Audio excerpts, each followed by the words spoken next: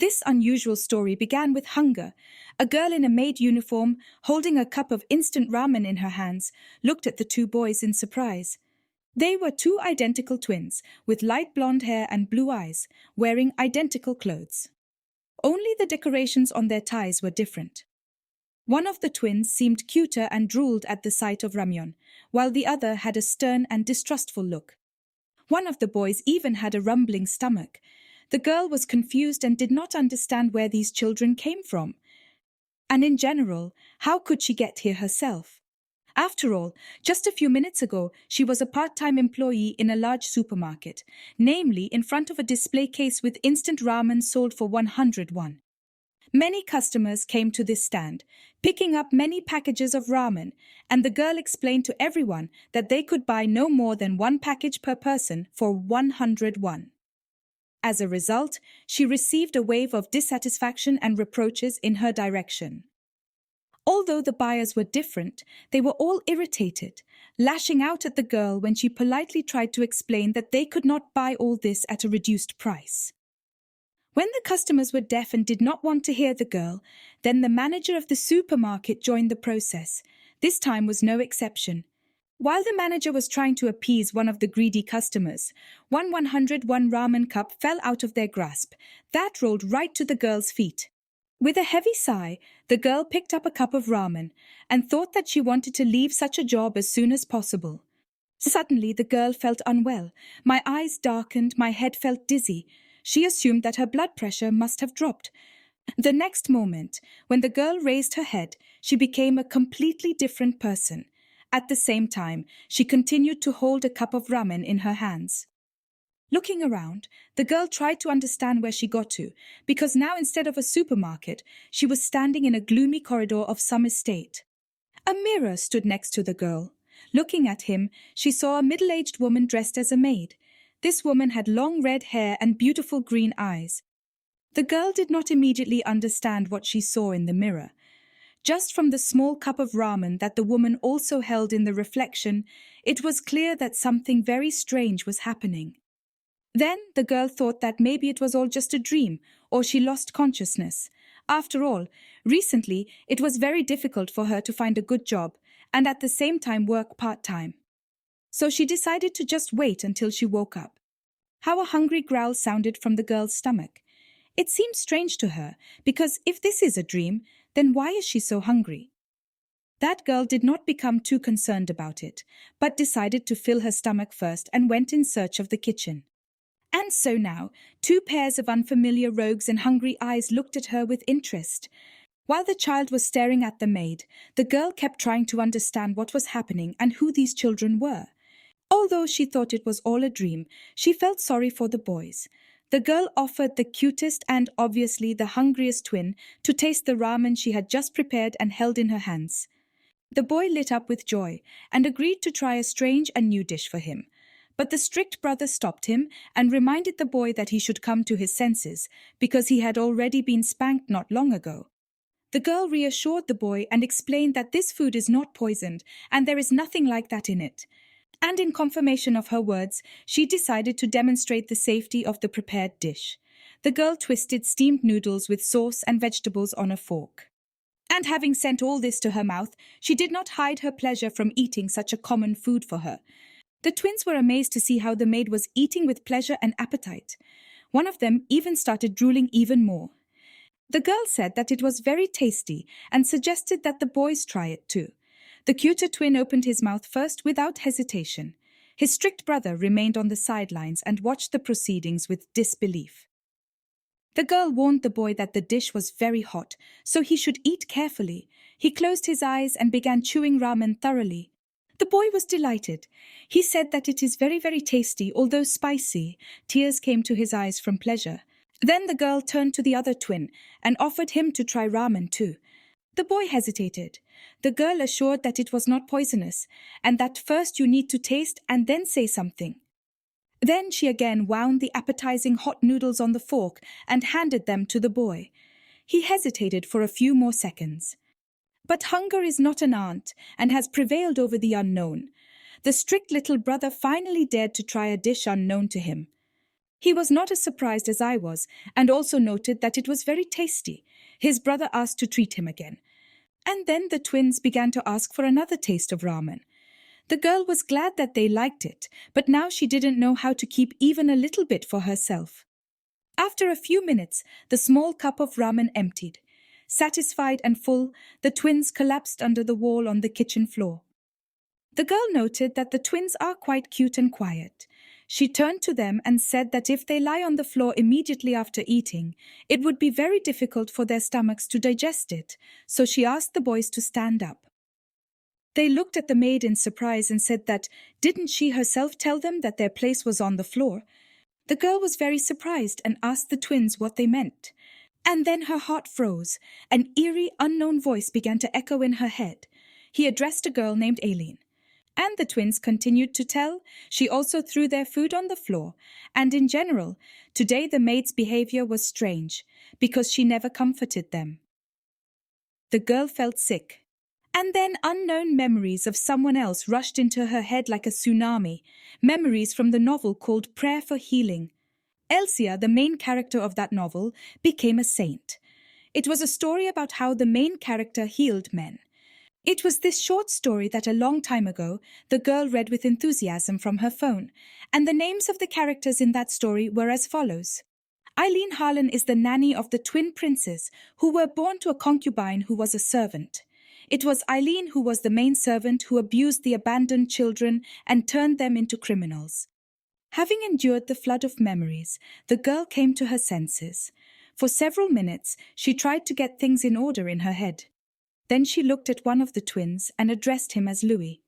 The cute boy, who was the first to try the ramen, smiled at the maid. It was Louis Richard.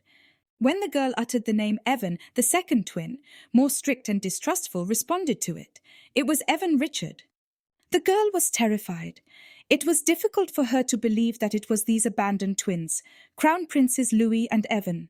She began to remember that in the novel, each imperial family possessed different abilities. For example, the Richard Empire in the novel, whose first emperor harbored a dragon and made it his companion, as a result of which the descendants who inherited his blood were given special abilities. Incredible physical strength, a special energy that exceeded human capabilities, and sometimes even the ability to predict or overwhelming magical power. Because of these abilities, when the twins reached the age of 8, their magic was awakened. Therefore, at the very beginning of the story, they killed the maid Eileen and ran away. And then the girl realized her extremely difficult situation. She kindly asked the twins how old they are now. The boys were puzzled by such a strange question, but they answered that they were 7 years old. Horror appeared on the girl's face. Evan looked at the maid and asked, what is wrong with her that she doesn't even remember their ages? But in the girl's head, there was only one thing, that after reaching the age of 8, the twins will kill Eileen. She understood that in this story she is not the main character and she does not even have attractive men around her. It was hard for her to believe that she had been reborn as a nanny who would be killed by these children. It saddened her even more that even after rebirth she could not have even a small romantic connection with a handsome boy before her death. Realizing her bitter and terrible fate, the girl realized that she did not want to die like that. The main character dates various handsome guys, while she is just a maid at the beginning of the original story. And fate itself destined her to be killed by children's hands. Later in the manor, when night came, the girl sat by the prince's bed and tried to put the twins to sleep. In the prince's room, as in the whole estate, it was quite dirty. Fungus was growing on the walls, and all the corners and ceilings were covered with cobwebs. Looking at this, the girl remarked that the maid Eileen's room was better than the prince's room. She didn't understand why everything was in such a hurry here, but then she remembered that it was because the twins' mother had died, and the emperor had simply forgotten about them. Here Prince Louis turned to Eileen and asked why she was so nice to them today. The girl was amazed by the boy's question. Did she do anything special today? She only fed them ramen and brushed their teeth. Looking at the happy expression on Louis's face, the girl took his hand and said that from today she would be kinder to them. Louis smiled happily and replied that if it was true, then he hoped that tomorrow would come as soon as possible. and Evan remained silent. Louis then wished Eileen good night, and she also wished the princes good dreams in return. About herself, the girl noted that her heart sank when she saw the silent expression on Evan's face. The question in her mind was, if she just went back to her normal life, would these children be abused again? Suddenly, the girl found herself in the middle of a huge supermarket. She realized that it was a supermarket and thought that maybe she had gone back. Passing by the window, the girl looked at the reflection and noted that she was still Eileen, so she could not understand what this place was. Here the girl saw something small, round and fluffy trying to attract her attention. She even thought that it was some kind of strange ball, and the unknown fluffy circle jumped away from her into the depths of the supermarket. The girl was very surprised and hurried to catch up with the animal, unknown to her, so that it would not cause harm or get into trouble. Chasing after the furry one, the girl saw that he had jumped into a box standing at the checkout counter of the supermarket. She grabbed the fluffy one and took it out of the box. The girl struggled to understand whether it was a kitten or a puppy, and in general, what is it? Then she thought that this must be her dream, and that's what a dog looks like in the spring. The girl even felt sad that she had such silly dreams. And then the girl noticed that there was a jar of chocolate in the box from which she got the stuffed animal. She was very happy with such a find, and her first thought was that the children would like it very much. The next moment, the girl woke up in the twins' room. She actually fell asleep next to their bed. Looking around, she made sure that she was in the room of the princes, and they themselves were no longer in the bedroom. The girl had no choice but to admit that she was obsessed with that novel. When she regained consciousness after a dream, the girl realized that she was holding something in her hand, which was under the blanket while she was sleeping. How surprised she was when she saw that she was holding in her hand the same jar of chocolates that she had dreamed about. When she opened the jar, she saw that there were indeed chocolates, and then she mailed it to make sure it was real. While tasting the chocolate, the girl kept thinking about the fact that she was able to buy something in the supermarket that she had dreamed about. Was this possible? Although her reincarnation in the novel was also not similar to reality, but still, the supermarket and reincarnation. Maybe there are clues to all this in dreams. Suddenly, the girl heard the cries of children echoing somewhere in the estate. She was frightened and rushed to the commotion. Screams echoed from the kitchen. There 2 maids mocked the princes. One of them held a loaf of bread high in her hand and teased the children with it. Louis jumped after this bread and begged to give it to him, and Evan tried to stop his brother. The women handed them bread and asked with a cheeky smile if the princes weren't hungry, that they should try to get the bread because it should be to their taste. Poor Louis was so hungry that he was ready to do anything, but Evan begged him to stop and control himself. One of the maids pointed out that Evan was so mannered and it would be a problem for him, and the other advised the boy to take an example and be like Louis. As soon as the maid reached out her hand to Prince Louis, at the same moment she was hit so hard that scratches appeared on her skin. It was Evan who tried to protect his brother, so that these terrible and insolent women would not do anything to him. The little boy was determined. The maid grabbed the injured hand. The expressions on both women's faces expressed nothing but disgust and contempt for these children. The angry maid shouted that the boy must have lost his mind and swung at Evan with all her might. But Evan was not afraid. He only covered his brother and narrowed his eyes in anticipation of the blow. Suddenly, something heavy and metallic hit the head of the maid, who wanted to strike the prince. The other maid got scared and tried to figure out who did it. And here on the threshold they saw Eileen, who managed to run to the kitchen at the very last moment. The girl was extremely angry and loudly declared that it was she who had kissed that maid on the head. The women were puzzled when they realized it was Eileen. They explained that they did not expect her and generally thought that the inspector was here. Eileen angrily asked what they were doing here, and the maids replied that they were only playing with the princes. The girl did not calm down and once again asked how did they play with the children. They explained that the princes themselves begged them to play with them. Then Eileen sat down near the brothers and asked the princes directly if it was true that they were playing with these maids. Louis, still standing behind his brother, wondered if that was really the case. Evan was silent for a minute. And then, looking into Eileen's eyes, Evan said that she wouldn't believe them anyway. These words deeply affected the girl. She immediately understood what was happening here. The next moment, the enraged Eileen jumped to her feet and slapped the haughty maid with all her might, who wanted to hit the prince. And in addition, the girl informed that from this moment they are fired. The maids were stunned. They did not understand what was happening. And Eileen explained loudly and firmly that the women should know that no matter how abandoned these children were, they were still part of the imperial family. And insulting the imperial person is treason. If they find out about this incident, the women will lose their heads and their death will not be easy. Therefore, the girl ordered the maids to go away. The princes were not only impressed, but the haughty maids were ashamed. Having no excuses, the depressed women went away. Then Eileen returned to the princes and knelt down to say that she was very sorry, that those maids were too rude. Therefore she, as a servant who was supposed to lead those women, asks the princes for forgiveness. The twins were amazed by such sincerity of the girl. Eileen understood well that all children need protectors. Even if she leaves the palace, it is obvious that a similar situation will happen again.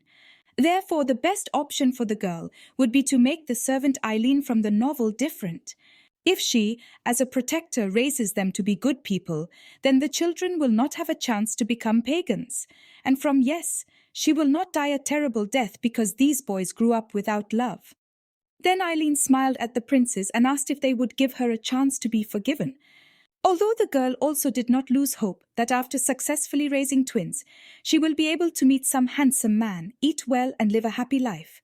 Meanwhile, somewhere in the Rubens Palace, which was one of the palaces belonging to the imperial family, a young man was sitting at the table who was just tasting the dish that was served to him. A servant watched this closely. Then the servant, who was quite a young fellow, wearing a monocle over one eye, asked if the master liked the dish. To which the young man replied that he should bring him alubi. The servant was surprised and wanted to object, but did not stop and humbly agreed to carry out the order. When the servant left, the young man was left alone. A dish was on the table in front of him, a minimally fried steak with potatoes. But the host, who turned out to be a young guy with golden hair and red eyes, displeasedly noted that the taste of alubi had nothing to compare it with. The next bright sunny morning, the young owner saddled a white horse and was just about to set off. Suddenly a servant called out to him. He said that he would be ready in a minute, so he asked His Majesty to wait and set off together. But the young man refused. He noted that he can handle the trip to Bashta on his own. Meanwhile, in the palace where the twin princes lived, a whole month had passed since the girl from another world became Eileen's servant. She put the neglected palace in order, engaged in thorough cleaning, and actively adapted to the life of a nanny. Her daily routine included waking up early and preparing breakfast for the princes, then watch them play and clean up in the palace. While cleaning, get rid of the strange mushrooms that have grown on the walls of the palace and prepare dinner. For example, for lunch there could be toast from freshly baked bread with melted chocolate. After having a snack, the girl started cleaning again, and after cooking dinner, she put the children to bed. Having washed one of the large windows of the palace until dawn today, the girl proudly noted that housewives are really amazing creatures. Then she went further. The girl entered Eileen's room. This room was surprisingly large, richly decorated and very clean.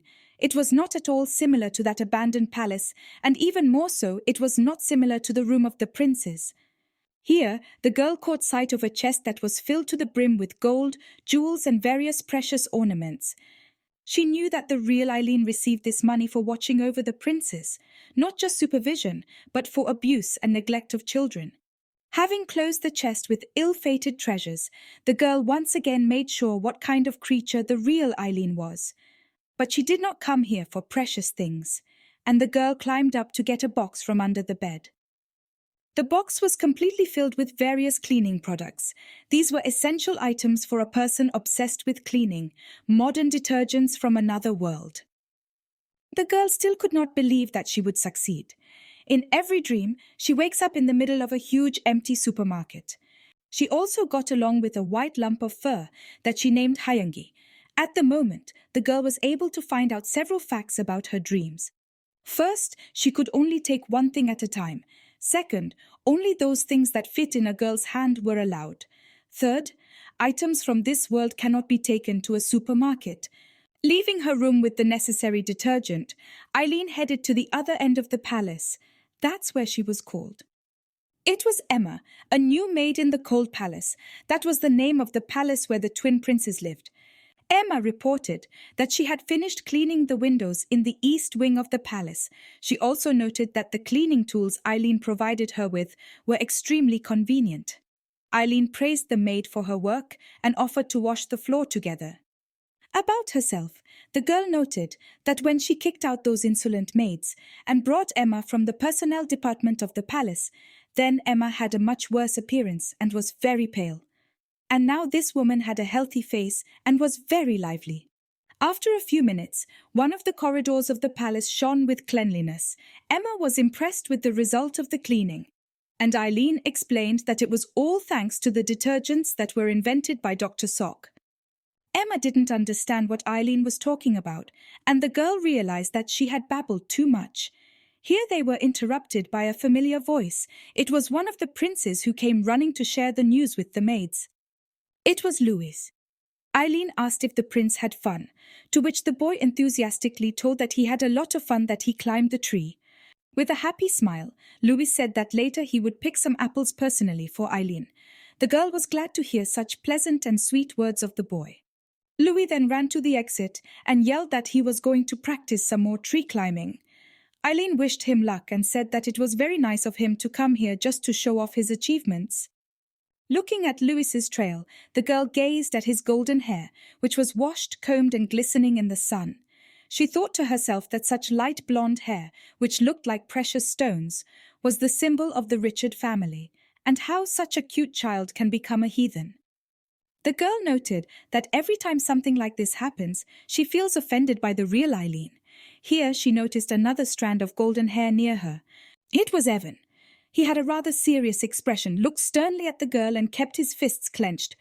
Eileen asked how long the prince had been standing here. Could he be hungry? But Evan just proudly turned away. And then he just ran away without saying anything. The girl thought, shouldn't we put the vegetables under the fried egg tomorrow for breakfast? Watching this, Emma said she thought Evan was a little hard to deal with. But Eileen answered that it is because Evan is shy, but he is a good person. The girl understood that Evan was a child who could have grown up to be more cheerful if the real Eileen had not bullied him. In the novel, the twins who killed the real Eileen ran away and hid. The house they came to hide in was the home of the main character, Elsia. The girl knew that everything was fine until the twins and the main character began to live together. After all, the real beginning of history was laid when Kashaar appeared. Kashaar Vladisla Richard, a former crown prince who was dethroned due to insanity. A rabid dog of the empire who received the title for his significant contribution to the war. He was also a minor character in this novel. Eileen kept remembering that the main character of the novel saved Kashaar. Due to the side effect of the medication, the young man lost consciousness, and she saved him and cured him of insanity. The twins and Kashaar decided to take Elsia away from the temple. They fought to take her away. This became the main conflict of the novel. While the girl was thinking about the novel, she started working in the kitchen and preparing breakfast. While cutting vegetables, she wanted to make a stew. But due to the presence of some ingredients such as fish, Eileen decided that the stew was cancelled for today. Today, they will eat a new soup. She was delighted with the idea and hoped that the children would like it. The girl happily announced to herself that today she will cook soup in this clay pot that she brought from the supermarket. Suddenly she felt someone appear behind her. Eileen was very scared. Deciding that it was a thief, she hit the mysterious figure sneaking up behind her on the head with the clay pot she was holding. Unfortunately, the saucepan brought from the supermarket split in half, but the uninvited guest was also knocked out. The girl kept trying to understand where he came from. Maybe he came in through the back door, and she just wanted something to eat because she woke up early. Turning to face the attacker, Eileen looked at the body lying on the floor. He was a young man, slim and fit, elegantly dressed. He didn't look like a thief at all. The girl was struck by the boy's beauty. He had golden hair and very handsome features, a real handsome man. Suddenly, incredible delight came over Eileen. She thought that this was the first time she had to see such a handsome man. He was like a work of art for her. Without taking her eyes off, the girl thought that with such an appearance he must be famous, and she mentally began to go through all the important characters of the novel, among which there is a handsome blonde. But suddenly Eileen's delight disappeared when she once again looked at the boy's golden hair. As far as she knew, the only owners of such golden hair in Richard's empire were the imperial family. The girl could not believe her guess. To be sure, she needed to check the color of his eyes, so she sat down next to the boy. After all, among the main and secondary characters in the novel Prayer for Healing, her favorite is a handsome, arrogant guy with golden hair and red eyes. With trembling hands, Eileen dared to open the boy's eye and saw that he had red eyes. This eye color belonged to only one character, Duke Kashaar. Pulling her hand back, the girl was simply in shock. She could not believe that it was really the same Kashaar. In the original version of the novel, Kashaar suffered from a disease called mania. At the heart of the mania is chaotic killing and destruction. The emperor did not know that the cause of the boy's mania was a curse. Therefore, Kashaar was driven to the battlefield. To suppress his madness, the boy ate a poisonous fruit called alubi.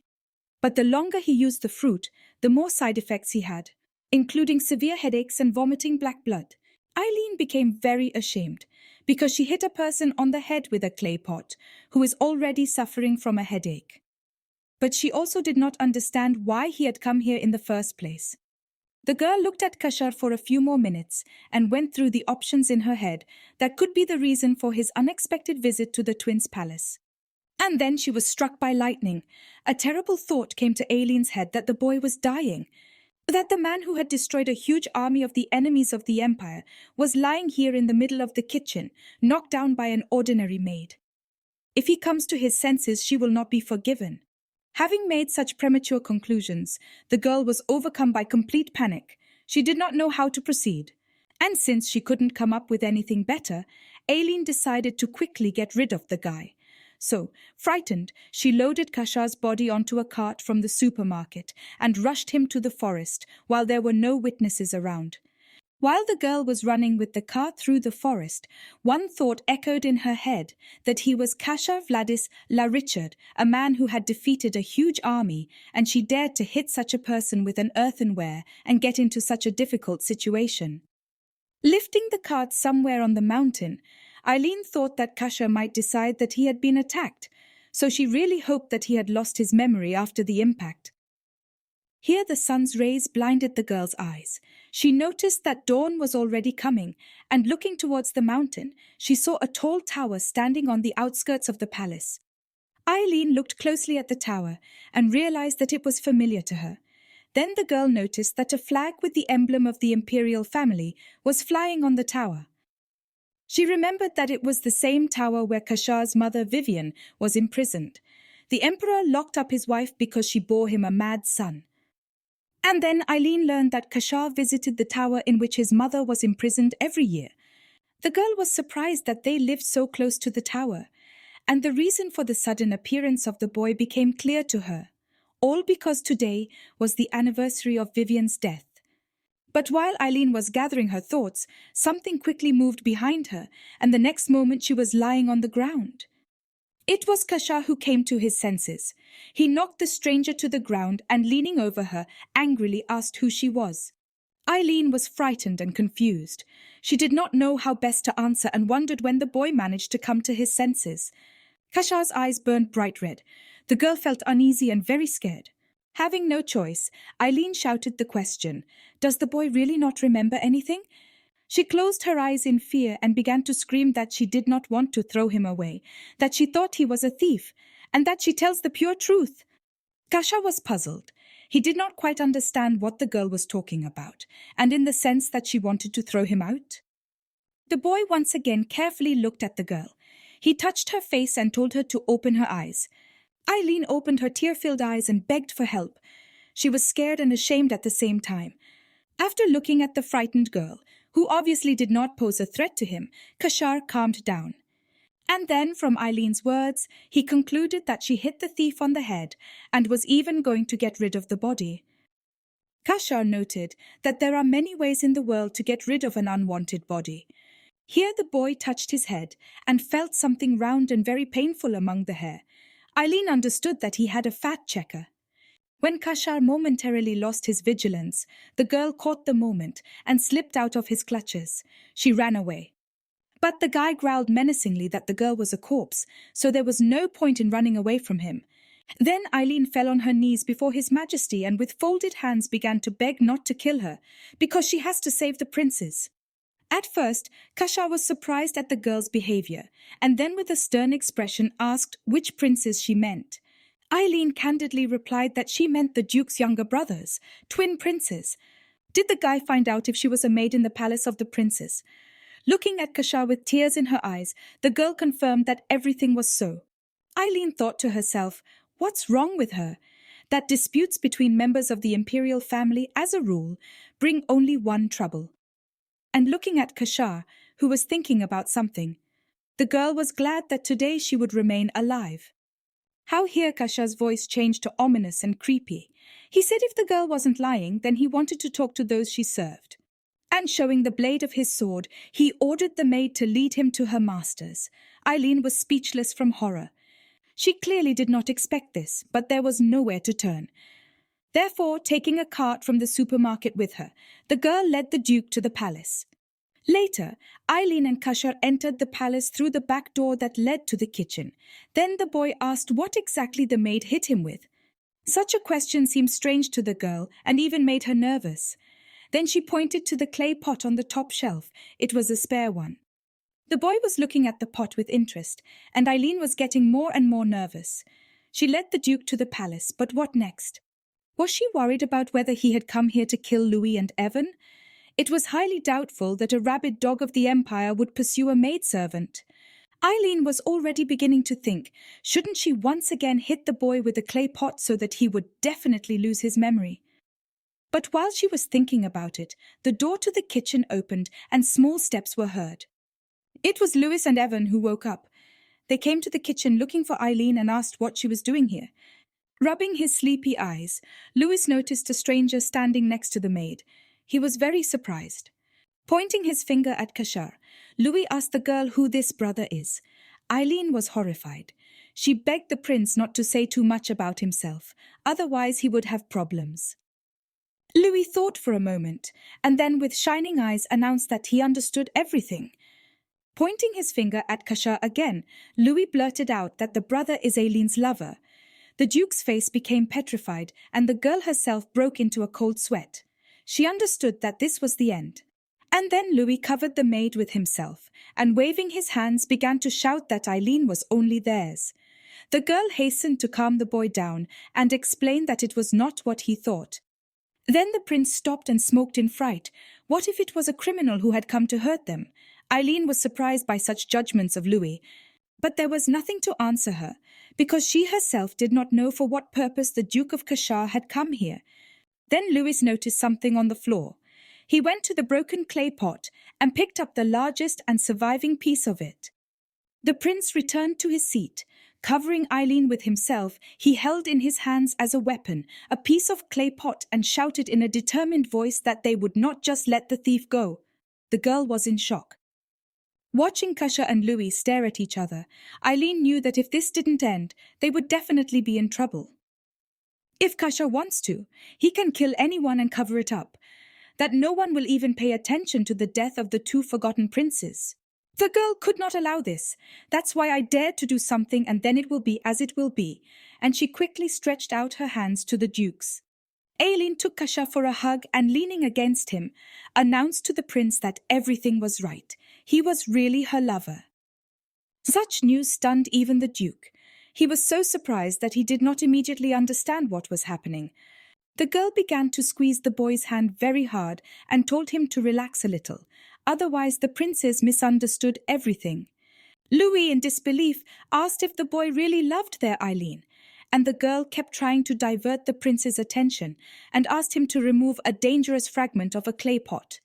Continuing to hold the boy's hand, Eileen said that there was nothing she could do about her lover when he came so unexpectedly to see her. Therefore, it is enough for today, and it is time for him. Angry Kashaar looked at the maid and quietly growled at her. In what light was she showing him now? After these words, with a happy smile as if nothing had happened, the girl invited the boy to enter the house. Eileen also said that she will prepare breakfast now, so she asks her lover to eat with them. She tried to keep her role until the last, because it was still too early for her to die. A little later in the dining room, which shone with cleanliness, the Duke and the Princess were sitting at a well-dressed large table. Eileen smiled happily at them and thought to herself that she was as if she got into a comedy show, where she contemplated how Kashaar and the twins were sitting at the same table. The girl asked Emma to set the table, while she would prepare breakfast in the meantime. The maid gladly agreed. Then Eileen leaned over to Emma and told her in her ear to try not to leave the princess alone with the Duke. That's right, just in case. To which Kashaar called and informed that the girl could still be heard, so she should speak more quietly. And then, with a creepy smile, he added that she should cook faster. He was dying to see how impressive the breakfast would turn out. Eileen giggled back and replied that she understood. Then she left the dining room and went to the kitchen. Already in the kitchen, the girl left for no joke. She poked the fish hard with a stick to make it softer and juicier, and at the same time muttered angrily that she was sure if Kashaar had lost his memory, it would be all right. Taking her anger out on the fish, Eileen thought she now understood perfectly well why couples engage in fish beatings after a family quarrel. Continuing to cook and disassemble the fish, the girl decided that a portion of Kashaar should be put in a separate pot. Maybe now he will eat something tasty and calm down. In any case, let him try. Meanwhile, in the dining room, under Emma's watchful eye, complete silence reigned. No one knew where to start the conversation. Here Louis reached for the cutlery. Taking the fork and knife in his hands, the boy looked at the boy and noticed something strange. Louis directly asked Kashaar what was on his mind. The Duke understood that the prince was referring to the rather noticeable bump on his head. The guy said in a creepy voice that someone tried to cut him down and get rid of his body. Louis was delighted with the story. Emma began to glow with joy as she watched Louis alone easily and casually strike up a conversation with the stranger. Then the prince asked if it wasn't Eileen who sometimes put him down like that. Clasping hands and still in the same eerie voice, Kashaar confirmed that it was indeed her. He got angry, but then Eileen appeared with a tray in her hands. She asked her lover with a smile when such a thing had happened at all. Kashaar noted that he still hasn't had a lump on his head, and the girl should know about it. To which Eileen replied that it was all because he hadn't eaten anything. After all, they say that breakfast is the best medicine. With these words, she placed a tray in front of the Duke, on which were a clay pot with fish soup, rice, kimchi, and bean sprouts. Everything looked very appetizing. Louis was delighted that Eileen had cooked something new for them again, while Edwin simply thanked them for the food and began to taste. Kashaar was surprised. He looked intently at the plate. He also saw something like this for the first time, so he asked what it was. Eileen fondly explained that this dish was from her hometown, soup made from dried fish. The girl put a spoon in the Duke's hand and recommended that he start with the soup, while it was not yet cooked. As Kashaar tasted the soup, Eileen looked at him with a sinking heart. She was very worried. Since there was an episode in the novel where the Duke ate seafood, she thought that fish soup should appeal to him. The boy raised a spoon and tasted a new dish. The next moment his eyes lit up with surprise. Kashaar put the spoon down, and Eileen almost bit all her nails from nerves. It was not clear to her whether the boy liked the soup or not. Here the Duke said that it was quite good. The girl was happy and decided to clarify how good it is. The boy replied that it was enough to ease the headache she had given him. Eileen was happy. Dried fish soup was also a great hangover cure. About herself, the girl noted that this soup is so tasty that it can save someone's life. With joy, she rushed to Kashaar and began to feed him from a spoon, offering to taste all the other additional dishes. The boy did not resist. As a result, after a few minutes, only empty and dirty dishes remained on the tray. Everything was eaten to the last morsel. Chewing the last pieces of food, Kashaar looked intently at the maid and thought about something.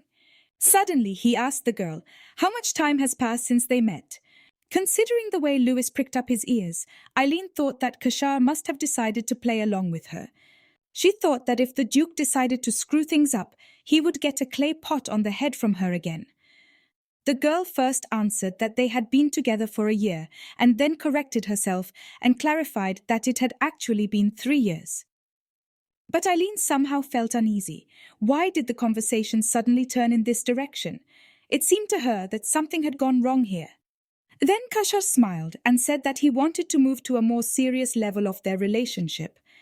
The guy just shone, and Eileen decided that he must have really hit his head really hard and gone even more crazy. That girl was under the watchful eyes of Louis, Evan and Emma, who were waiting for her answer. Eileen even thought that she was acting in some cheap morning drama. Getting up from the table, Kashaar noted that this was a rather unexpected conversation, which can be compared with a sharp blow to the head. Eileen was happy and asked if he was already leaving. She thought that sometimes people can really go crazy for a moment when they hit their heads hard. And if Kashaar is going to leave, then he seemed to have come to his senses. And yet she was pleased to see a handsome boy. But suddenly the boy took the girl's hand and kissed it. He said she did a great job with breakfast, so he should thank her. Then he leaned over to Eileen and asked her to wait a little. The girl was confused. Looking into Eileen's eyes, the Duke added in a soft voice that it would not be fun at all if she suddenly decided to run away. The girl could not take her eyes off Kashaar. She even blushed a little, and his pleasant and at the same time stern voice echoed in her head. A little later, Kashaar left the palace of the twin princes in the boat that followed him. It was arranged by Michael Evans, who was not just a servant, but the Duke's personal assistant. He knew that Kashaar had gone to the tower, so he came to get him. The men sat across from each other. They didn't talk, but Mikhail, watching the Duke, noticed something unusual. Kashaar looked dreamily out of the window, thought about something, and occasionally smiled. But when the Duke began to periodically chuckle in his voice, Mikhail thought that he had completely lost his temper, although it should not have seemed strange. Considering that the Duke was eccentric from the very beginning, this should not have surprised anyone. This is all because of the Vladis War.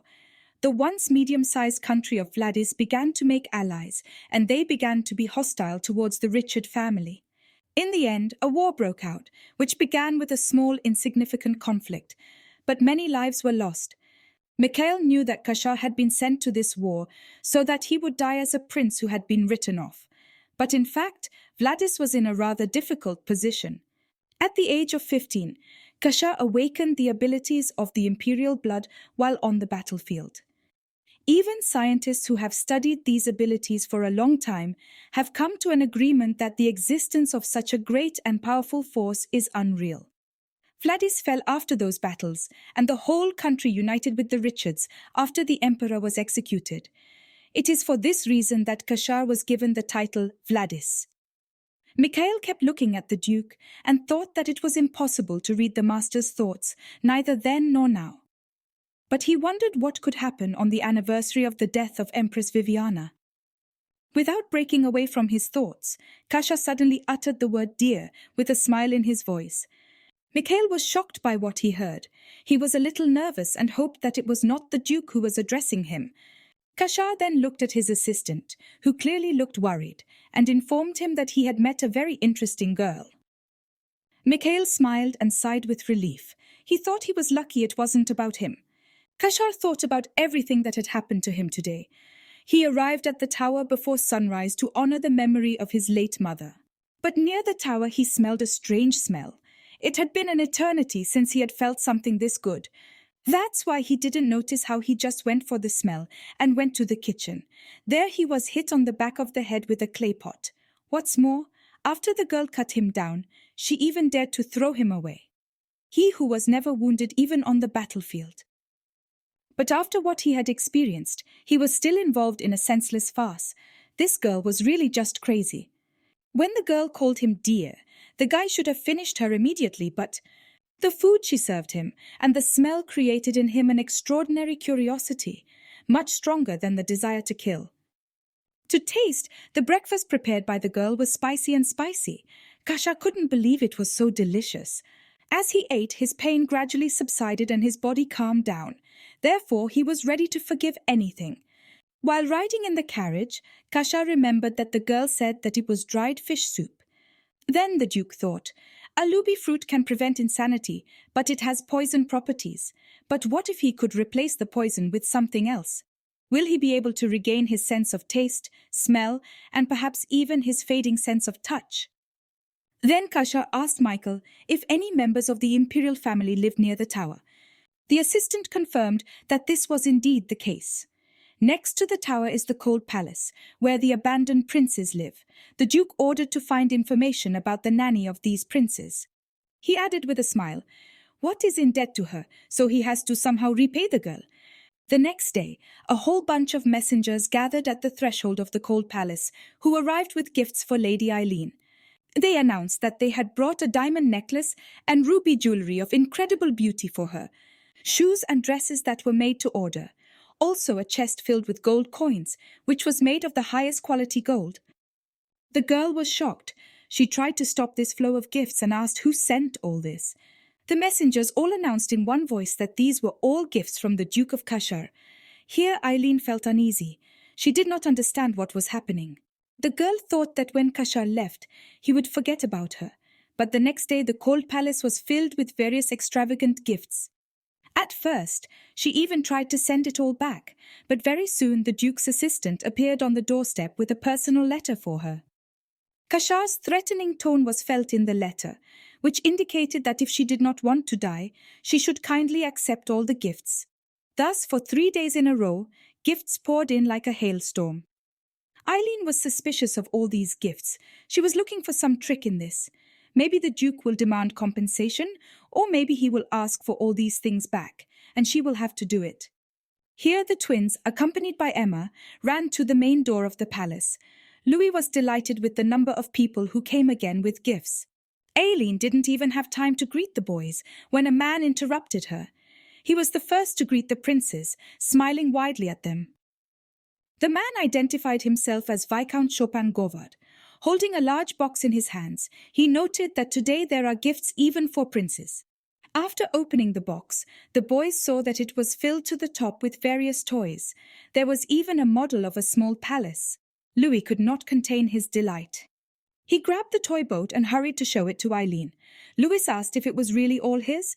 That girl asked him to take his time and put the toy in its place, and she would give him something else in return. Louis looked at Nanny in surprise and asked if he couldn't play with it. Eileen gently explained that she would bring him something much better tomorrow morning. But this did not convince the boy. He was very upset and with tears in his eyes said that he wanted to play with this very thing. After all, he behaved well and even ate eggplants, which Evan does not like so much. Louis looked at Nanny with puppy eyes. It was difficult for the girl to bear such a cute look from him.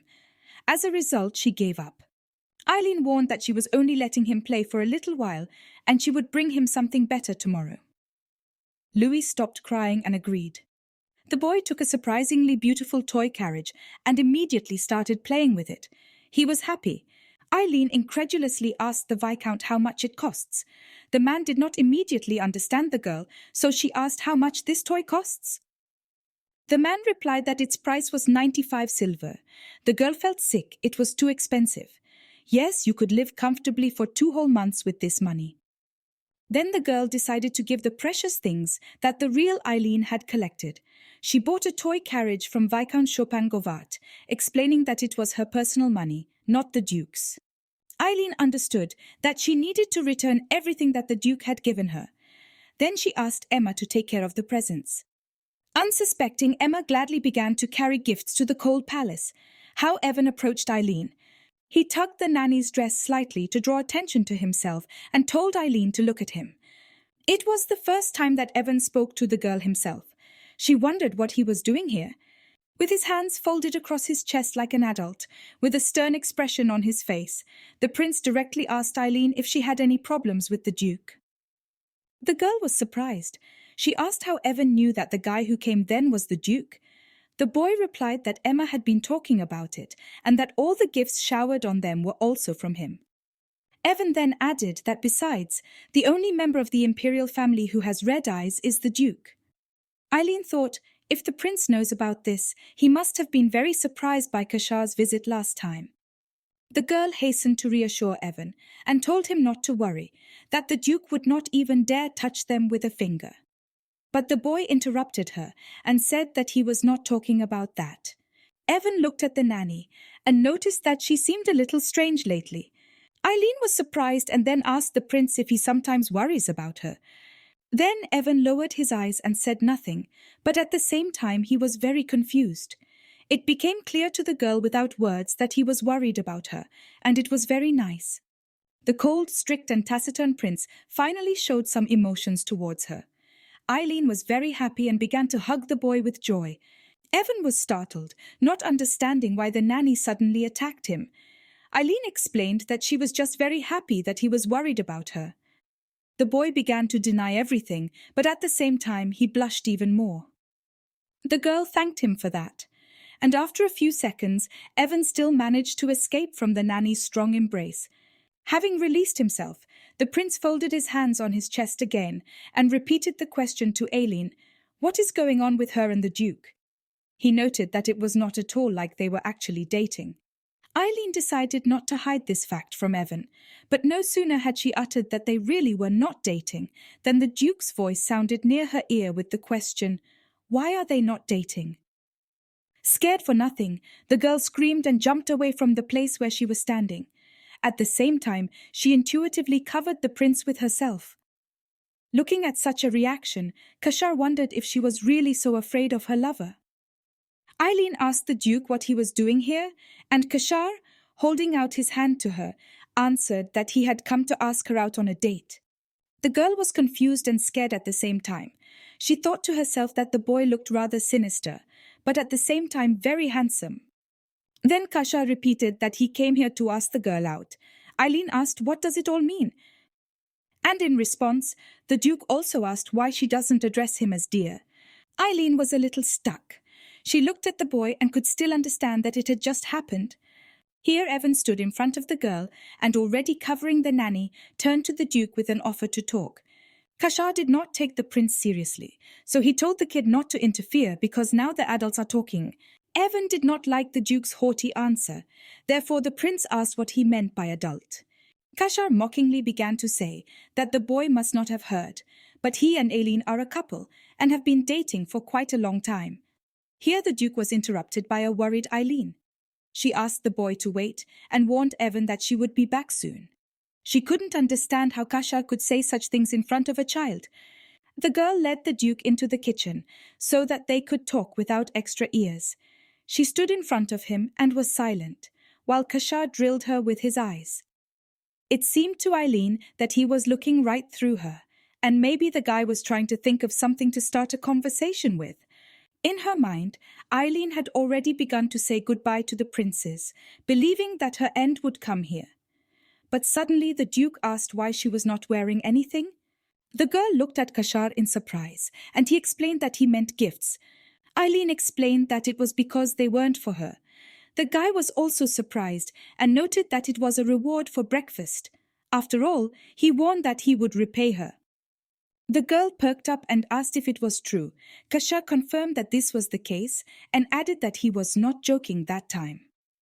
Eileen then said that keeping her alive would be enough, and the Duke remarked that it was quite different. Eileen asked why it was different. The guy patiently explained that the reward for the breakfast was gifts, and the compensation for that case was separate. The girl could not help from such judgments of the Duke. She began to suspect something was wrong, so she was quick to report that in any case she had received nothing. Kashaar smiled and asked if it was really so. After all, very recently he saw one of her princes, who was surrounded by a whole bunch of toys. Eileen understood what Prince Louis meant. Despair gripped the girl. She scolded herself for not hiding all the presents more carefully, and for being more strict with the children. Observing this reaction, Kashaar told her not to worry. He was not asking her to pay back. Then the Duke asked if the girl had prepared anything for him today. She frowned and replied that it still wouldn't save her. But Kashaar interrupted by pointing out, how will he suddenly save? Hearing this, Eileen jumped up and loudly proclaimed that she had 18 dishes to offer today. Then the Duke touched a lock of the girl's hair and said that he liked the food she was making very much, but he thought he could offer her something else. Coming closer and looking into Eileen's green eyes, Kashaar admitted that she was interested in him. Therefore, I suggested that she start dating. The girl began to blush red and could not believe her ears. She thought she couldn't make a lie sound so exciting. A little later that day, Eileen went on a date with Kashar. The Duke decided to hold a meeting in the center of the capital. They arrived in the city in the Duke's carriage. When the girl got out of the carriage, she was delighted with what she saw. There were so many cafes, shops and restaurants. Everything around looked luxurious. Looking around, Eileen even thought that there are a lot of wealthy people in this world, but she was not careful and tripped over stones. Fortunately, the girl managed to avoid falling. Kashar was nearby and managed to pick her up. The boy remarked that Eileen should be more careful, but the girl's thoughts were only about what she feels the chest of a handsome man. Then the Duke said that it was dangerous here, so Eileen should take his hand and go on. The girl began to deny that everything was fine. Moreover, everyone will stare at them. Kasha smiled and took her hand. He said it was normal and she shouldn't be ashamed. Eileen no longer resisted. Taking the boy's hand, she only noticed how big his hands were. While Eileen and Kasha walked through the city, the girl increasingly heard the conversations of passers-by, who sometimes even stopped to look at them. Passers-by argued about who that lady was next to the Duke, and some remarked that she was not a lady at all, but an ordinary maid. Someone even exclaimed in surprise and loudly that Duke Vladis had a lover. This surprised even Eileen. She found it hard to believe that the Duke was single. Wherever they went, they were stared at and whispered to. The girl was already tired of the curiosity of passers-by and was embarrassed. A trio of angry ladies glared at Eileen. The girl could hear them whispering to each other and pointing out that she was some kind of sharpie who had circled the Duke's finger. Eileen was extremely unhappy to hear such rumors and wanted to hide somewhere, as here she saw the sign of the coffee shop. The girl informed Kasha that her throat was dry. Then she pointed to the sign of the coffee shop and said that she was very interested in what was served there. And before the boy had time to answer, the girl quickly pushed him into the cafe. At the entrance, they were met with a smile by the waiter, who welcomed the guest to the Golden Eden. He asked what table the couple wanted. Red Eileen rushed to him and exclaimed that they needed a very cozy place, and preferably with closed curtains. The waiter understood the wishes of the guests and asked them to follow him. He led the guests to the second floor, seated them at a table and served the menu. Looking at the coffee shop, Eileen remarked to herself that this establishment looked exactly like the rum cafe in her world. An institution with a stylish interior, a cozy, warm atmosphere, as well as an optimal configuration of the premises. The girl was tired, but if they had already come here, it was worth ordering something. Opening the menu, Eileen's jaw dropped. She was shocked by the high prices. Even an ordinary glass of water here cost 50 silver. And Kasha, without even looking at the menu, asked the waiter to bring all the most popular items. The girl could not afford such a thing, so she simply asked the waiter for a glass of water. The waiter took the order and left. So Eileen was left alone with Kashar. They sat in silence and looked at each other. Then the girl felt embarrassed by both the silence and the boy's watchful gaze. Eileen was trying to figure out if her head was boiling because she was scared to death or because the Duke was too handsome. After all, this is the first time she is on a date with a handsome man. And yet she was embarrassed. Kashar looked at the embarrassed Eileen, then told her not to worry, that he didn't bite. The girl thanked and just wanted to relax when the boy added that it was not biting yet. Kashar said he had already told the girl that she was interested in him. Otherwise, why then send gifts and invite a man on a date? Eileen asked if it was all because she was of low birth. Kashar did not understand the girl and asked what she meant by low origin. But their conversation was interrupted when a waiter entered the room, holding a tray with an order in his hands. The waiter proudly presented their fruit and honey jam, sugar cakes and chestnut muffins, as well as berry-flavored tea and Earl Grey tea, which they import from the north. Another crystal dish with fruit, which was created by craftsmen from the Reuben region.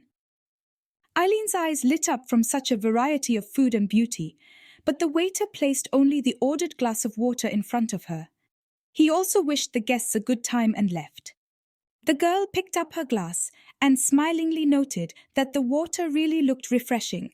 Kashar simply told her to eat, to which the girl replied that she did not have that much money. The Duke smiled again and told Eileen that she must be joking, and added that he was treating her so she could eat in peace. The girl hesitated at first and then said, as the Duke treats, then she will simply enjoy herself.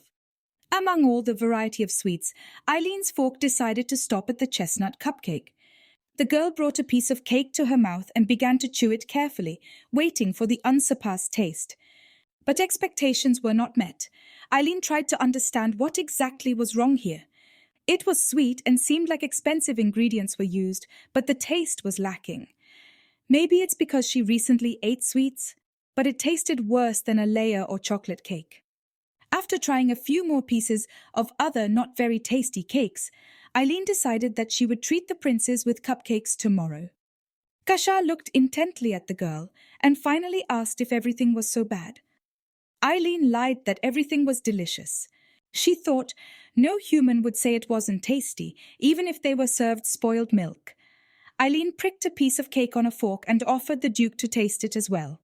Kashar looked at the fork in disbelief for a few seconds and hesitated to taste what the girl offered, but finally agreed. Chewing a piece of sweet, a gentle and kind smile appeared on the boy's face. Eileen looked up. She had never seen Kashar smile like that, and she once again remarked about herself that he was very handsome, and then the girl came to her senses. She had to put those thoughts aside and wake up. After all, there must have been some reason why Kashar asked her out when he has such an appearance. The girl decided that she would no longer put on a good face. Putting down her fork, she turned to the Duke. The girl asked the guy to be honest and replied that he really didn't like her at all, did he? Kashar was very surprised by such a question, and there was silence at the table again. The guy was silent and Eileen was waiting. Then, with a sly smile, the Duke replied that, as expected, she was not so easily deceived by ordinary kindness. That is why he likes the girl. Kashar also suggested that it might be because his acting wasn't good enough, because he put a lot of effort into it, but it didn't work. Eileen thought to herself that it was because she knew who he really was in the original novel.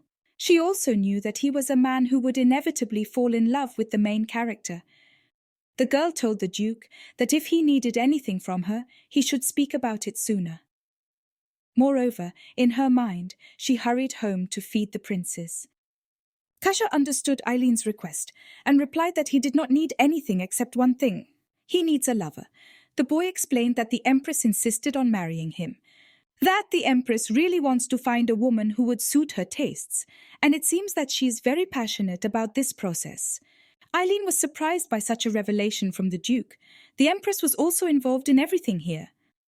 The girl began to recall the original novel, according to the plot of which Vaiano was supposed to be the Empress now.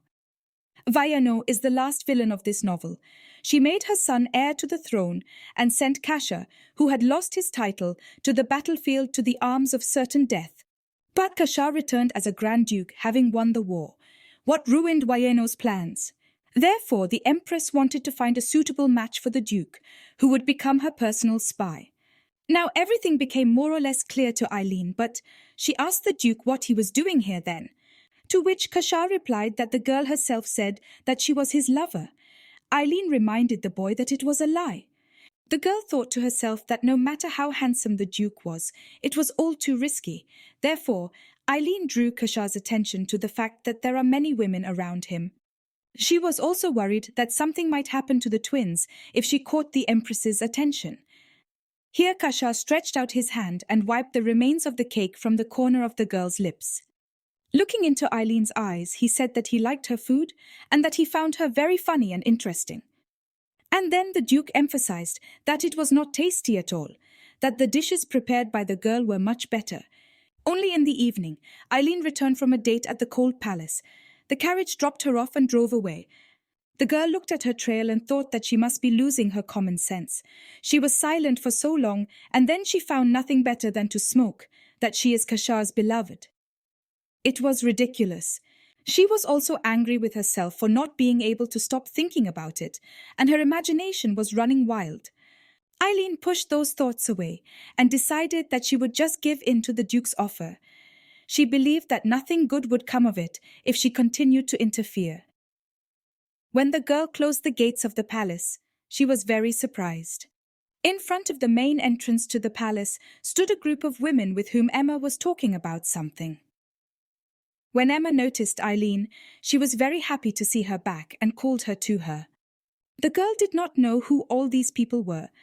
Approaching the main entrance, Eileen introduced herself as the head maid in charge of the cold palace and asked what was going on here. One of the women, without introducing herself or explaining anything, said that they had come to see the princess. Eileen replied that they could talk to her. Then a very unpleasant, predatory smile appeared on the woman's face, and she handed the girl a letter. She announced that Lady Lehman would invite the princess to dinner at her lodge. Eileen and Emma were shocked to hear. Eileen was speechless. After all, she completely forgot about such an important event. Dinner in Oloy. This is a special dinner held once a year. His hostess was Lady Lehman, a socialite and an important figure in the empire's restaurant business. Each family presented special drinks and delicacies at dinner, which were prepared according to secret recipes. In the original novel, the twins were invited to this dinner, but something happened. A drunken aristocrat wounded Evan with a decorative knife. From the same original story, Eileen knew perfectly well that this was no accident. To impress Empress Wayano, who despised all members of the imperial family except the crown prince, Lady Lehman deliberately invited the princes to dinner, and she disguised the incident as a fight between the twins. Holding the dinner invitation letter in her hands, Eileen still thought it was very strange. That incident happened in the spring when the princes turned 8. She didn't understand why it happened 10 months earlier. After all, it was impossible for the original story of the novel to change. The girl couldn't believe that it was because she met the Duke of Kashaar. Night fell on the palace. After dinner and a bath, Eileen put the princes to bed. Even when they fell asleep, the girl remained sitting by their bed. She looked at the sweetly sleeping children and thought that the story said that Evan had lost a lot of blood during the incident at that dinner.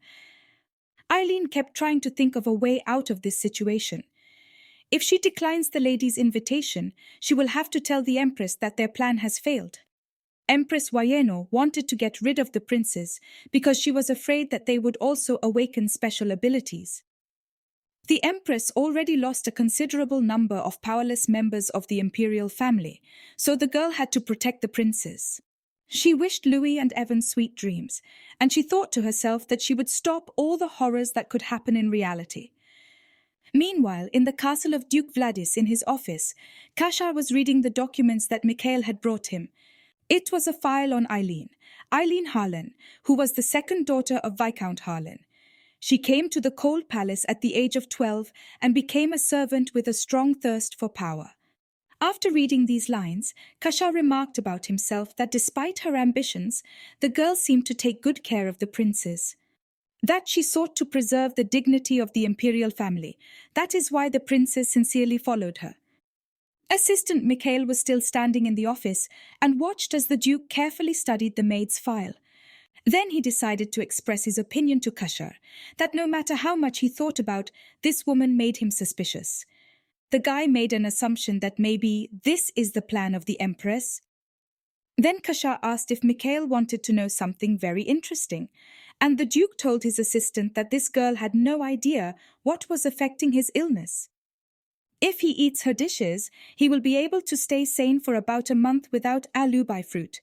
Mikhail asked why in that case not just hire a girl as a cook. Does the Duke really want to make this girl his lover just for this reason? Is everything possible because of Empress Wayano? Kashaar thought about the assistant's words. What was really the reason for making Eileen a lover? The guy replied that it would be enough for now.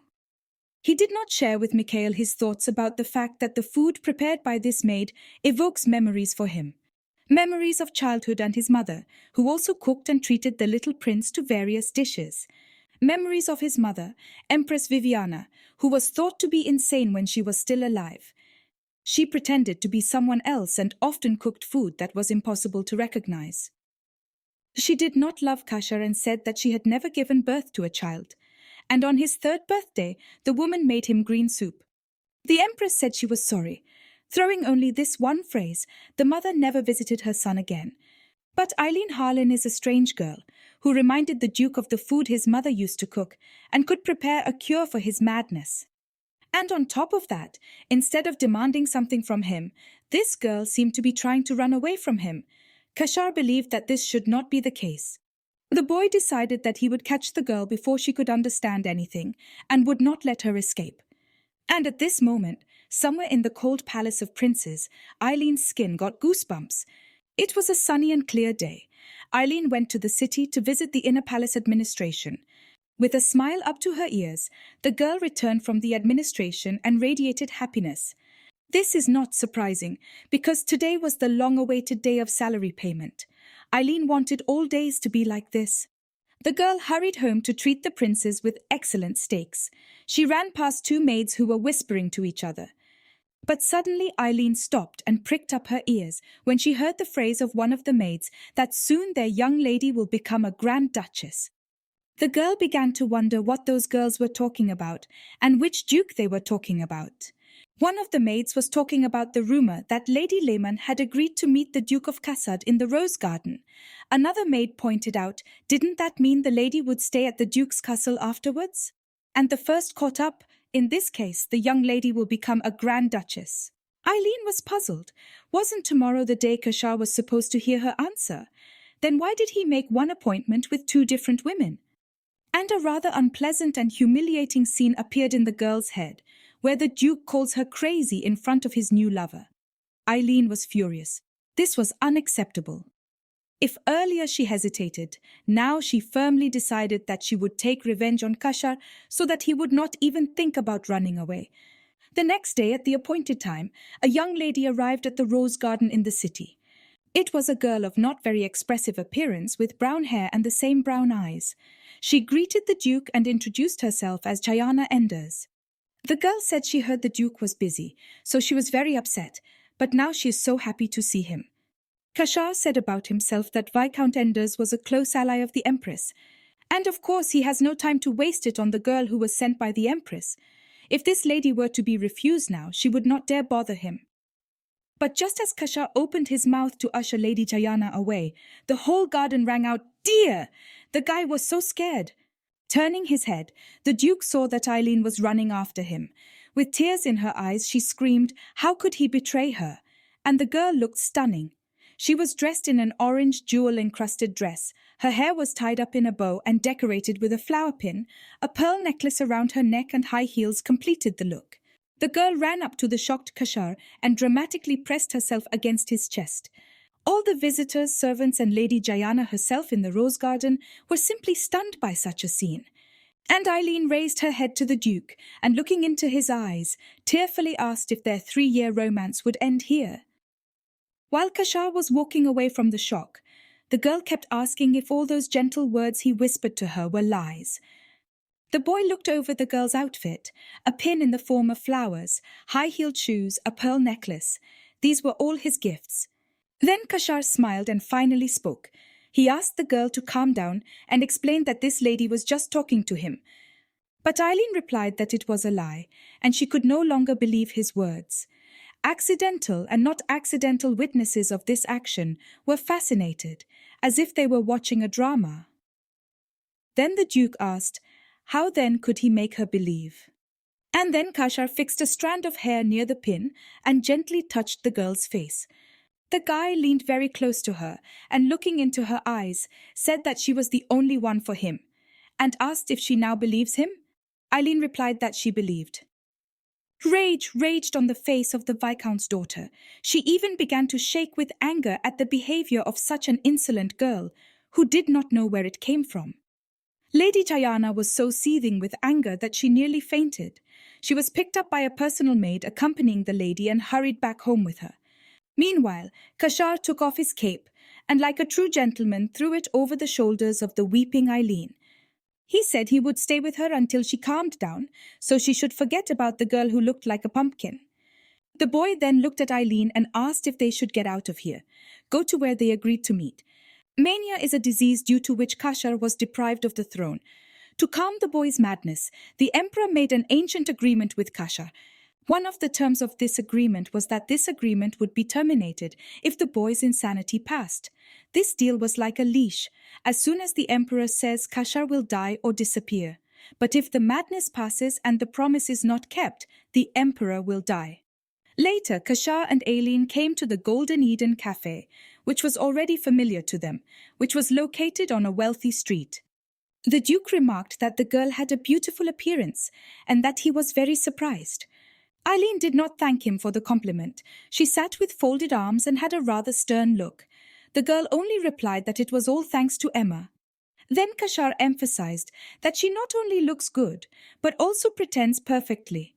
The girl remained silent and thought to herself that it was thanks to the theatre group she attended in high school, although she played the role of a tree there. Not getting an answer, the Duke got down to business. He said that apparently the girl still decided to agree to become his lover.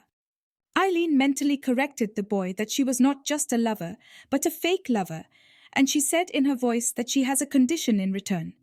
Duke asked which one. And the girl resolutely announced that she wanted Duke Vladis to become the guardian of Princes Louis and Evan. Eileen was aware of the rules of the Guardianship Institute. This is a system according to which a child who was left without a family until he came of age was taken under his care by an influential noble family or a member of the imperial family. Moreover, there have already been similar cases in the imperial family. The girl thought that she was unable to raise children by herself, and it takes a lot of power and strength to protect Louis and Evan. Therefore, if Duke Vladis Kashaar becomes the guardian of the princes, no one will dare to contact them. Kashaar looked at Eileen and said that it was all because of the Empress. The girl asked how he guessed, and the boy answered, "The Empress wants to kill all members of the imperial family except her firstborn."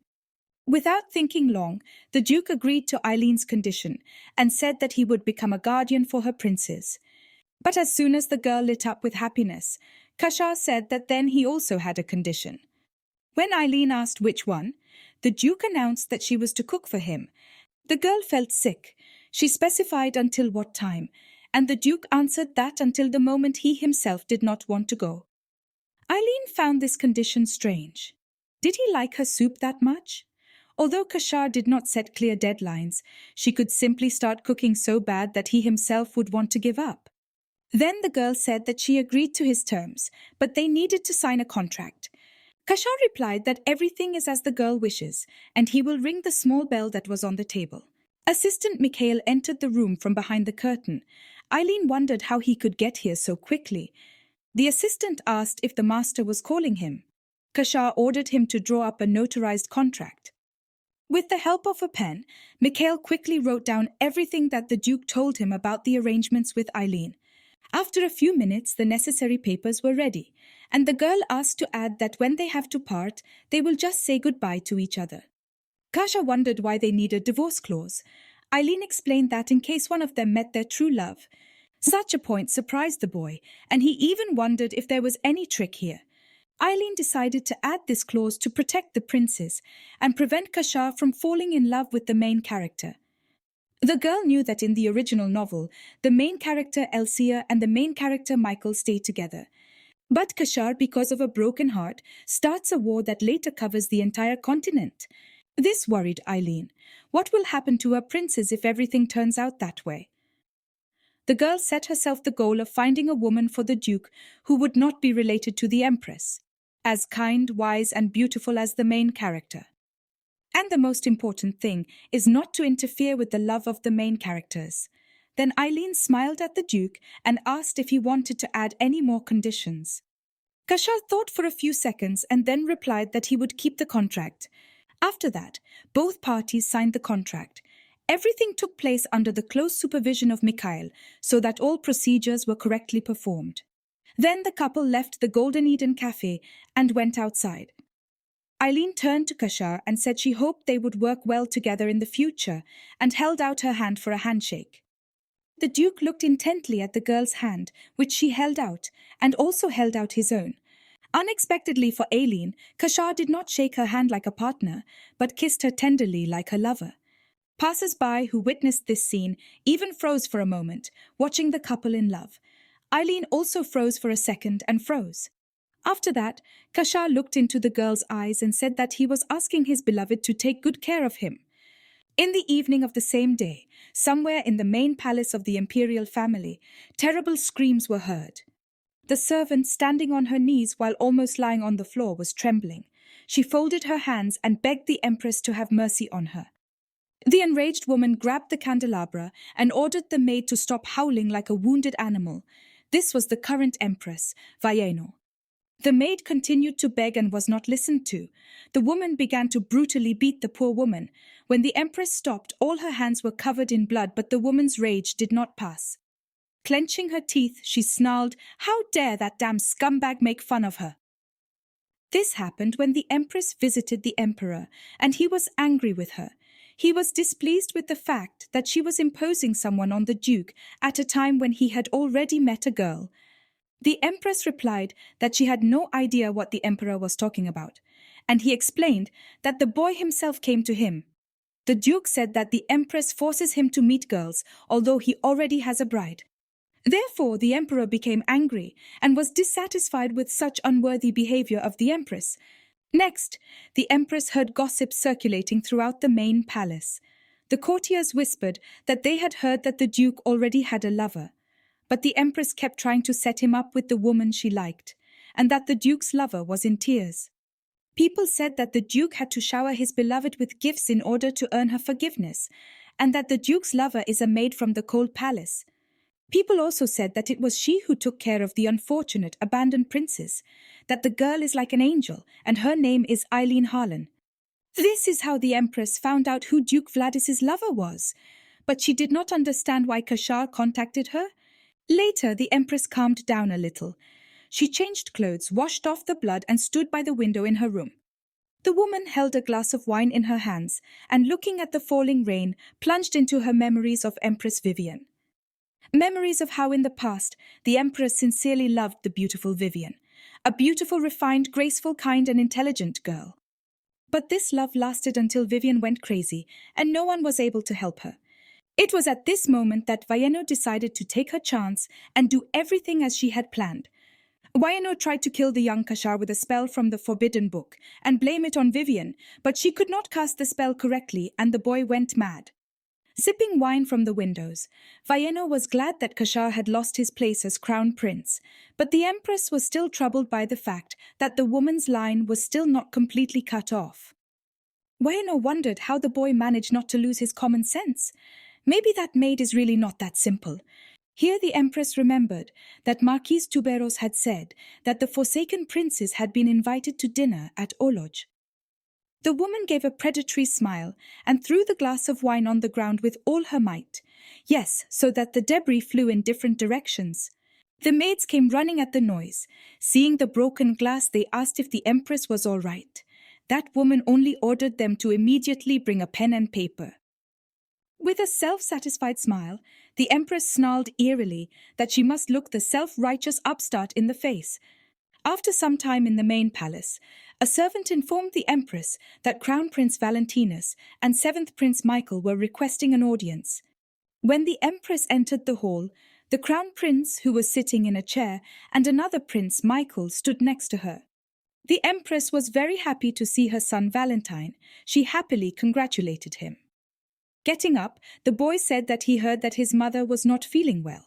The woman complained that he had no idea how sick she was from all these strange rumors. To which the crown prince replied that the empress should not worry. He did not believe in all this, that it was obvious to him that the duke himself had spread the gossip to disgrace his mother. Vayeno laughed and said that only Valentine was her only joy and comfort. Then the expression on the woman's face changed to a stern and unfriendly one. She looked at the 7th prince and growled, "Why did he come?" Prince Michael very timidly looked up at the empress and said that he was also worried about his mother. The words of the other son did not even touch the empress's heart. She retorted that the boy would stop talking nonsense and better help Valentine. The empress looked at the boy with contempt and thought that if she had not given birth to him, she would have looked 10 years younger, that the emperor began to avoid her because it took away all her beauty. Prince Michael was very handsome indeed. He had soft features, a sharp chin, a straight nose, golden hair, and sky-blue eyes. But the sun's beauty was not the only thing that annoyed the Empress. She also didn't like the fact that he didn't even have any power as a member of the imperial family. Then the Empress returned to Crown Prince Valentinus. She smiled at him again and offered to drink tea with her mother. Hearing his mother's proposal, Michael perked up. He wanted to say something, but passing by the boy, the Empress only coldly told him that he was an unnecessary thing. Passing by, Valenti gave his younger brother a mocking laugh and smugly followed his mother away. Yes, Prince Michael, depressed and broken, was left standing alone in the room. A week has passed since the last events, and the warm, bright sun once again flooded the cold palace. Eileen was standing in one of the windows of the palace, holding binoculars in her hands, looking something alert. Noticing this, Emma asked what the girl was doing. She replied that she was waiting for something. Emma didn't understand what it was, but the next moment Eileen jumped on the spot, and with a joyful shout that she would be out for a while, threw the binoculars into Emma's hands. This carriage with the emblem of Duke Vladis drove up to the palace. Eileen ran out to meet her and happily greeted the guest, opening the gate. This guest was the Duke of Kashaar. Leaving the carriage, he also happily greeted the girl. A happy Eileen said that she was very happy because she was very sad, but her rapt gaze was focused on the envelope the boy was holding in his arms. As soon as the girl reached for the envelope, Kashaar lifted it to the mountain. Then she went up and he lowered it to the bottom again. This kind of dog play made Eileen angry. She kept trying to reach for the desired envelope, which the Duke again raised to the mountain. As expected, after her efforts, the girl lost her balance and collapsed. But Eileen was quite successful, because she again found herself pressed against the handsome man's chest. Hugging the girl gently, Kashaar noted that if she wanted to hug, she should have just said so. Eileen was quite pale, even her ears were red, and in her head was the fact that she still cannot get used to communicating with such a handsome man. That girl did not leave Kashaar. She decided to enjoy it while it is possible. After all, it is not known when she will be able to hug the handsome boy. Here Eileen noticed that passers-by were staring at them, who had already begun to whisper about the truth of the gossip. This one is not surprising, because the couple stood on the street near the gates of the palace and did not enter the middle. Then the girl turned to the Duke and asked to let her go, no matter what, while the people looked on. Kashaar waved the envelope in his hands to Eileen and said that she should not be ashamed, they are now a couple. Looking at the satisfied expression on the boy's face, Eileen thought that he was much more hideous than he was in the novel. Then the Duke handed the girl the long-awaited envelope. She did not delay, but immediately opened the envelope and took out the papers. These were adoption documents. It stated that Kashaar Vladisla Richard undertakes to be the guardian of Louis Richard and Evan Richard of the Cold Palace until they come of age. The documents were also certified by the seal of Emperor Dionysius. Eileen could not believe that everything had worked out for them, that now the princess can say goodbye to this restless life. The girl sincerely thanked Kashaar. She noted that it must not have been easy to get these documents. And the guy said if she liked everything, then he asked the girl to listen to his request. Since Eileen was in a wonderful mood, her brains completely failed, and she happily replied that she would do anything. Then Kashaar announced that now they would all live together in his castle, and Eileen agreed on the machine. And then the girl came to her senses. She was puzzled and asked the Duke to repeat what he had just said.